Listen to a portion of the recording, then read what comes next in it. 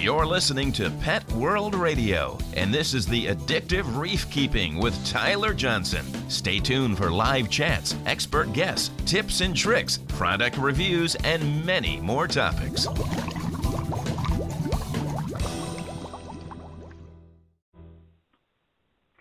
Good evening, folks, and welcome to Addictive Reef Keeping.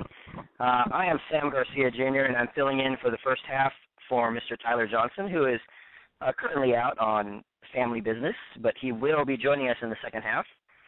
And tonight we have, once again, joining us, who has already joined us for the Cichlid Life, is Mr. Matt Pedersen. How are you doing tonight, Matt? I'm doing good. Thanks for having me back so soon. I know, it's really quick. We had him on Tuesday for anyone that wants to listen to the recorded podcast where we talked about angelfish and Amazonas magazine.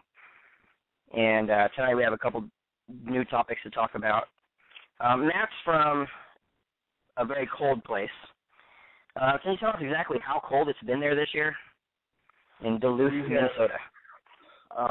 Up in Duluth, there was some record set for the most consecutive days below zero, and that number I want to say was like 60, where the temperature did not get above zero.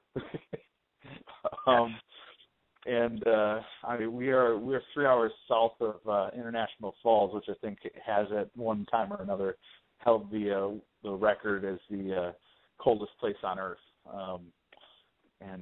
This is I don't know, my fourth, fifth winter in Duluth. This is by far the most brutal winter I've ever seen. Just absolutely brutal, and I'm anxious for it to be over. Yeah, apparently it's that way for a lot of people outside of the coastal areas, and other than the Southwest and the Southeast, it looks like either everyone's got record snow, record cold, or record rain, like in the South, in the Northwest. And, and all the people in Chicago are complaining, and I'm like, hey, you actually finally got winter. That's where I'm from. It's like, this is actually a normal winter. But Duluth, when you see the pictures, the snow piled up to my roof. We've got drifts and stuff that are 10, 15 feet deep. I could just climb up onto the roof of my house, climbing a pile of snow at this point. No danger of falling off the roof. It's nice. Several feet of powder. The chain link fence between my neighbor's house and my house doesn't exist anymore. It's just a different world. A bunch of drifts, like snow drifts everywhere. That's just snow. That's just 4.5 feet of snow on the ground, and I'm sure in the mountains it's another story, but we're not in the mountains. This is not supposed to happen. Now, conversely, over here in Southern California, normally by this time we have snow in our mountains, and we can take a 45-minute, 50-minute drive to the mountains and do a little bit of sledding. But we haven't seen a touch of it at all. And we have the total opposite here, which is we just experienced the driest average season in recorded history. Wow. And so, wherever while you guys are getting all that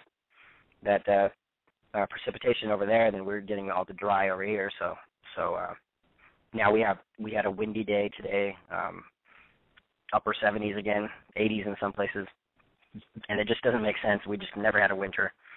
And I was telling Michael a little while ago that I went fishing last night, and we have a fish that becomes very active in the late spring to the early summer.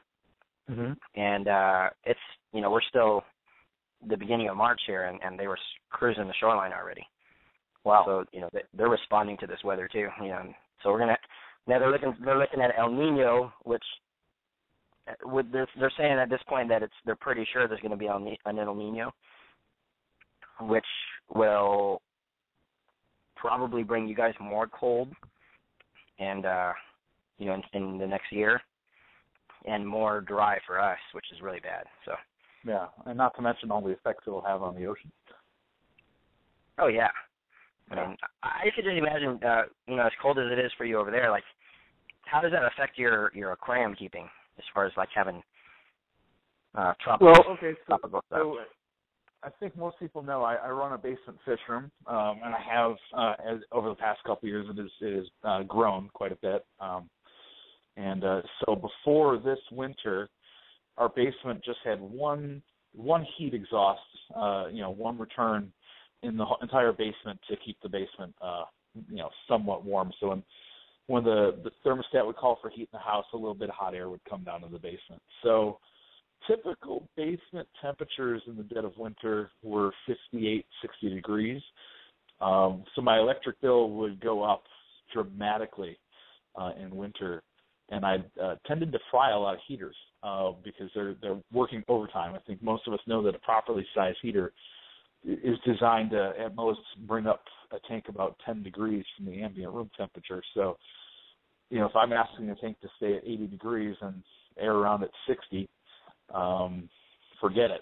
That said, all my heaters were upsized specifically for that reason, and I was still burning them out. So this past summer, we totally redid the entire HVAC in our entire household, and I'm now able to heat the basement independently, keep it heated to 79 degrees. So I should, once everything gets worked out, see hopefully a drop in my electrical consumption and hopefully a substantial one, and not burn out so many heaters. I've only pulled out 2 heaters, and one of them was brand new. So far I'm doing a little better than in past years, but that's definitely the biggest impact I see on cold on my aquarium hobby is just keeping the tanks warm. It's a real problem for me. I can imagine it takes a couple years of trial and error to get it right. When you go to a new place. So. Well, and we had a problem. When they designed the new system for the house, there weren't enough